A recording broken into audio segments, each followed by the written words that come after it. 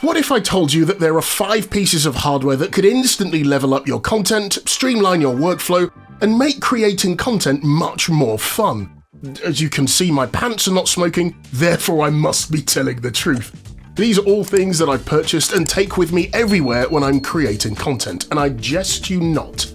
Do you fancy having a look? Well, as is customary on the channel, grab a cup of something good and let's get started.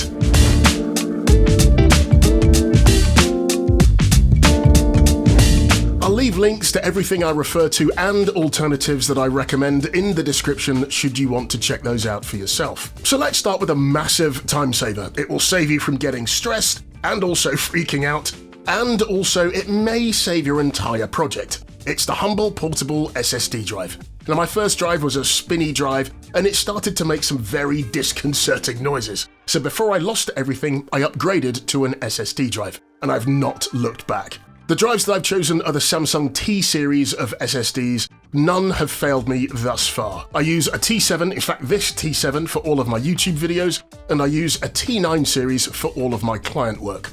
The internal drive on my MacBook Pro is mainly used for applications, and at the time of putting this video together, I've had no failures, and I want to keep it that way. I have heard a number of horror stories that will make your toes curl.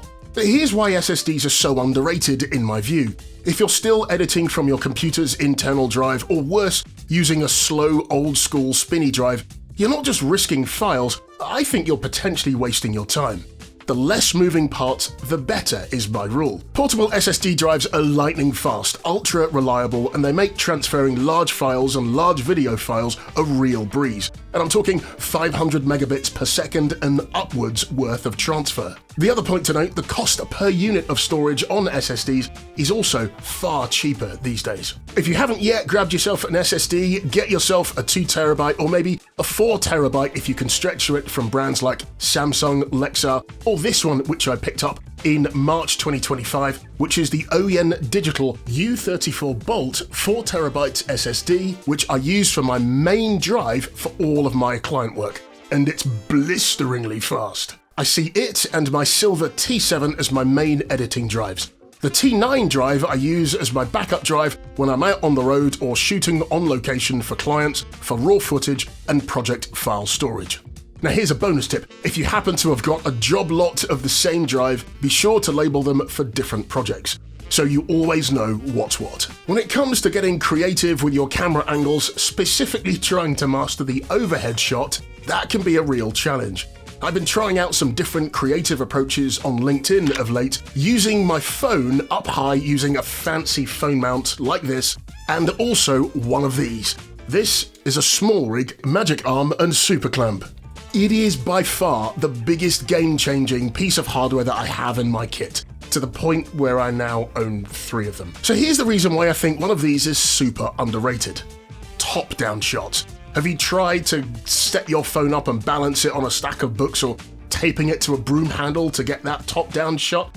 Yeah, we've all been there. Investing in a proper overhead phone mount like this from Muhoto or something similar from Arnorok will make life so much easier. This particular one from Muhoto has 4 1/4-inch screw holes along the spine, and now combine that with a magic arm, boom! You virtually can place your smartphone anywhere to be able to capture some really creative shots. It gives you rock-solid, professional-looking top-down shots and is way less stressful than some DIY Frankenstein solution.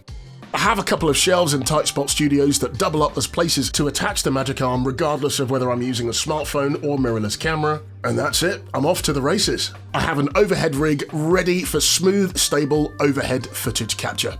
Great for product demos, tutorials, unboxings, and even those satisfying coffee making shots. Now here's a pro tip. What you can do is pair this with a remote shutter or timer app, and this will help you avoid shaky starts to your shots when you start recording. Or what you can do is start recording, leave it for a few seconds to let your camera stabilize before getting to work. Thirdly, time to shed some light literally on your setup with an LED panel light or portable light. So why do I think this is so underrated? Lighting is of course one of the secret sources for great content. You can have the best camera in the world, but if your lighting is bad, your video will look flat, grainy, and potentially just unprofessional. A compact LED panel light or a portable selfie light, something like this, will instantly level up your visuals, banish harsh shadows, and make your content really pop. I use a few. They all have a small footprint, at least 1/4 inch screw thread that offer mounting options, and they're all USB-C rechargeable. Now hold that thought. If you're looking at picking up a small LED panel light or something like this, look for something which has adjustable brightness and adjustable color temperature. You can then mount it on your camera, on your desk, and even take it with you on the go. They're also great for creative shots and also using on video conference calls alike. Now here's a pro tip. If you have one of these lights that is particularly powerful, bounce the lights off a wall or a ceiling for a softer, more flattering illumination. Your skin and your viewers will thank you. Number 4 is of course a lifesaver for any creator that's on the move. Yep, it's a rechargeable battery or a power bank. These are super underrated in my opinion. Now, picture this. You're out filming, you've got the perfect shot lined up, and then all of a sudden, bang, your camera dies. A nightmare, right? A high-capacity power bank keeps your devices alive and juiced up, whether you're shooting outdoors, at events, or a good distance away from a plug socket. I've picked up a handful of these and they all sit in my kit, as I don't want to have to get stuck having to tell a client, sorry, we're just waiting for my device to recharge. Imagine that. Go for as large a capacity or as you can afford that makes sense for your kit, ideally with a USB-C and fast charging capability. Keep it charged and in your kit at all times. You can even use it to power LED panel lights or other gear that requires charging. Even something like this from SmallRig will help no end. And if there is enough charge left, it will fast charge your compatible smartphone. Now here's a pro tip. Invest in some high quality, fast USB-C charging cables and keep a spare set in your bag. Why? There's nothing worse than having power but having the wrong charging cable. Last but definitely not least, stability in the guise of a sturdy tripod or a gimbal. As we know, shaky footage is a dead giveaway of amateur video. A reliable tripod is a must for static shots. Think of talking head videos, product reviews, or time lapses. If you're filming on the go, a gimbal will keep your footage buttery smooth, even if you're running, walking, or vlogging in the wild somewhere. Budget dependent, look for a tripod that is lightweight and sturdy with quick release plates and adjustable legs. For gimbals, make sure it's compatible with your smartphone or your camera, and practice those smooth pans and tilts.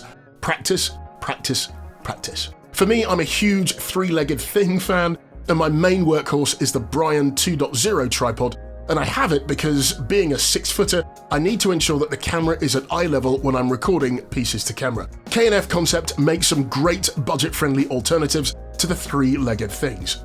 I've also fitted my tripods with the PGY-Tech quick-release clamps and added the corresponding plates to my studio setup and one to my Z-plate camera stand to save time, and it really does save time when you're changing things out. The smartphone gimbal I've moved to is the Hohem iSteady M7, and I'll do a review on that a little bit later on, but there are some great features that this smartphone gimbal has. 3 in particular, and I'll review those in another video. Also consider picking up the Ulanzi MA30 magnetic carabiner tripod and a compatible smartphone case. It is super handy for creatively grabbing smartphone pics and video.